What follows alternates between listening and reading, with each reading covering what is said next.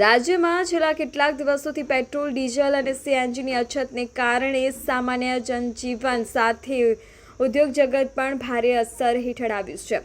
અનેક શહેરોમાં petrol પંપો diesel અને સીએનજીની માટે લાંબી લાઈનો લાગી રહી છે, જ્યારે કેટલાક વિસ્તારોમાં ઇંધણની અનિશ્ચિત ઉપલબ્ધતાને કારણે પરિવહન વ્યવસ્થા ખોરવાઈ ગઈ છે, જેના સીધા પ્રભાવ ઉત્પાદન અને વેપાર પર પડી રહ્યા છે। હોટેલ અને પ્રવાસન ઉદ્યોગ પર પણ ગેસની અછતનો ગંભીર પ્રભાવ પડ્યો છે। હોટલોમાં રસોઈ માટે જરૂરી ગેસ સમયસર ન મળતા મેનુ મર્યાદિત કરવા જેવી પરિસ્થિતિ સર્જાઈ રહી છે। કેટલાક નાના હોટેલો અને ઢાબાઓમાં કામગીરી અડધે બંધ કરવાની નોબત આવી છે। તો આપણે જાણીશું શું કહી રહ્યા છે ગ્રાહકો, હોટેલ માલિકો, મેનેજમેન્ટ તેમજ ખેડૂતો। જો આ જે અછત છે પેટ્રોલ ડીઝલની એ લાંબા સમય ચાલે તો વ્યવસાયમાં જે પરિસ્થિતિ સર્જાશે એને લઈને શું કહેશો?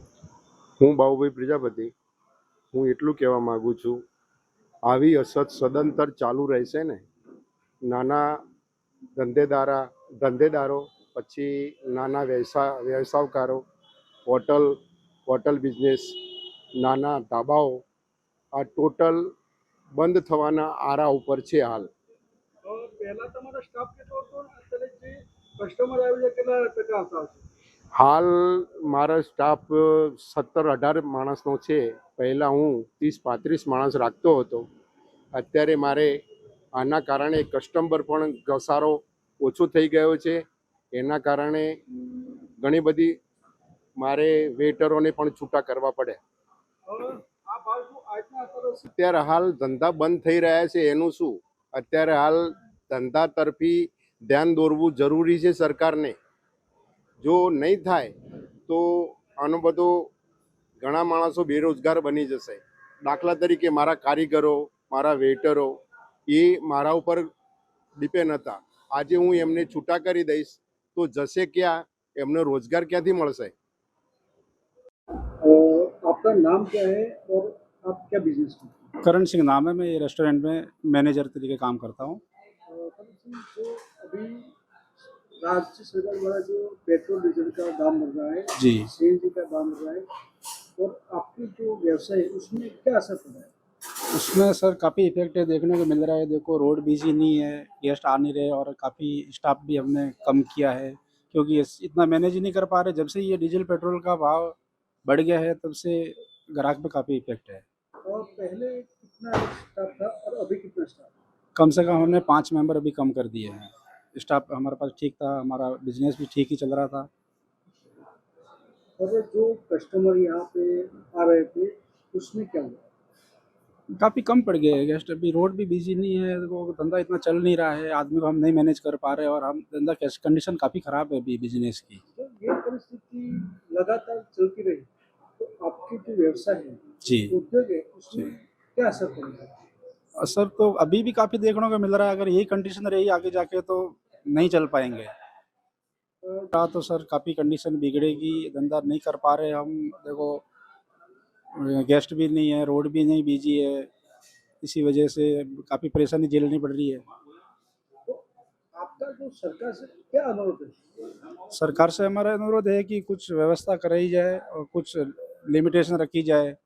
यही अनुरोध है कि हमारा भी कंटिन्यू काम बिजनेस चलता रहे। हम तो इसी पे निर्भर है, रोड पे ही हम निर्भर है। समझो, गाड़ी आएगी जाएगी चलेगी तो ही अपना काम चलेगा, नहीं तो हम नहीं टिक पाएंगे। તમારું શું નામ અને અત્યારે જે પેટ્રોલ ડીઝલ અને સીએનજીની જે અછત જોવા મળી રહી છે તેમાં આપણે જે રેસ્ટોરન્ટ છે તેમાં તમને શું લાગી રહ્યું છે? મારું નામ હસન અલી છે। મહેસાણા અમદાવાદ હાઈવે પર અમારી હોટલ આવેલી છે, અને પેટ્રોલ ડીઝલ લગભગ 10-15 દરોથી વધારે તકલીફ છે, એટલે અમારા ધંધો પર ખાસી બધી અસર છે। 40થી 50% ગ્રાહકોની અછત ઊભી થઈ છે। તો સરકારે ધ્યાન દોરવું જોઈએ કે આ મુદ્દે પેટ્રોલ ડીઝલના ભાવ સ્થિર રાખી અને અમારા ગ્રાહકોને તકલીફો પડે છે, અને અમારા ધંધો પર પણ ખાસી બધી ગ્રાહકો બહુ ઓછા આવે છે। તમારું નામ શું? મારું નામ રફીકભાઈ માસ્તર। રફીકભાઈ, આજે તમે જે રેસ્ટોરન્ટની અંદર જમવા આવ્યા છો, અહીંયા તમને કેવી સુવિધા લાગી રહી છે?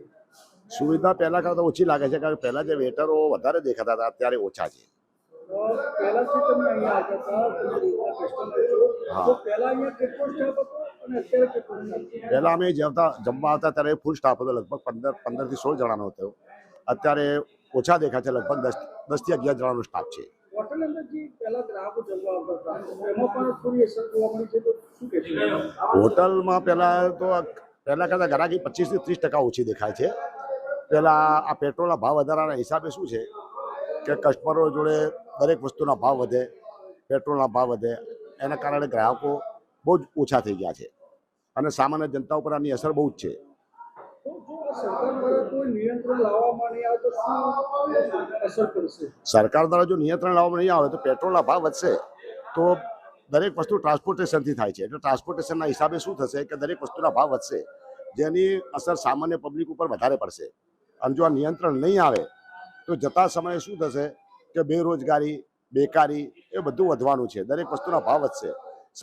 પેટ્રોલ પૂરતો પેટ્રોલ મળતો નથી, ભાવ વધ્યા છે, લાઈનો લાંબી લાગી છે, ખેડૂતો ઉપર પણ આની અસર પડે છે અને ટ્રાન્સપોર્ટેશન ઉપર પણ અસર પડે છે. ખેડૂતોને ટ્રેક્ટરમાં લઈને જાય પેટ્રોલ લેવા તો એમને ઓછું પેટ્રોલ મળે, આમાં 1000 રૂપિયાનું પેટ્રોલમાં આવે ને જાય તો ખેડૂતોને પરવડે નહીં. ટ્રાન્સપોર્ટેશનમાં વાળાને પણ ઓછું પેટ્રોલ મળે છે, ભાવ વધ્યો છે. ભાવ વધવાના કારણે પેટ્રોલમાં, ડીઝલમાં ભાવ વધે એટલે દરેક વસ્તુમાં ભાવ વધવાના છે. અને તમે સરકાર પાસે શું અપેક્ષા રાખી? અમે સરકારશ્રીને એ જ અપેક્ષા છે અને એ જ નિવેદન છે કે સરકારશ્રી આના ઉપર નિયંત્રણ લાવે, ભાવ વધારો ઓછો થાય તો સારું અને પબ્લિકને, દરેક વર્ગને, નાના મોટા 2 વ્હીલરથી 4 વ્હીલર સુધી પેટ્રોલ समयसर મળે એ સરકારશ્રીને અમારી અરજ છે. नमस्कार सर, मेरा नाम सुशांत राजपूत है। अभी ये जो बढ़ती हुई दिन प्रतिदिन जो एलपीजी गैस के लिए और पेट्रोल के लिए ये बहुत सारे इशू हो रहा है यहाँ पे, और हमें इस पे चलाने में भी इशू हो रहा है और हम लोगों को, सब लोगों को अभी इस चीज़ से जूझना पड़ रहा है हमें कि गैस के शॉर्टेज हो रहा है। हमें गैस लाना, हमारे यहाँ पे रेस्टोरेंट पे अभी जैसे पहले गेस्ट आते थे उस टाइप का भी हमारे पास गेस्ट नहीं आ पा रहे हैं और इसकी भारी हमें बजट उठाना पड़ रहा है। जो हमारी पहले सेलिंग होती थी अभी वो सेलिंग हो नहीं पा रही है, कस्टमर बिल्कुल नहीं आ रहे हैं और हमें कुछ स्टाफ को यहाँ से हटाना भी पड़ रहा है। स्टाफ हमारे पास उतने पहले, जैसे कि हमारे पास 40-45 स्टाफ होते थे, अभी हमारे पास स्टाफ 20-22 स्टाफ रखे हम लोग, क्योंकि सेलिंग है नहीं हमारे पास।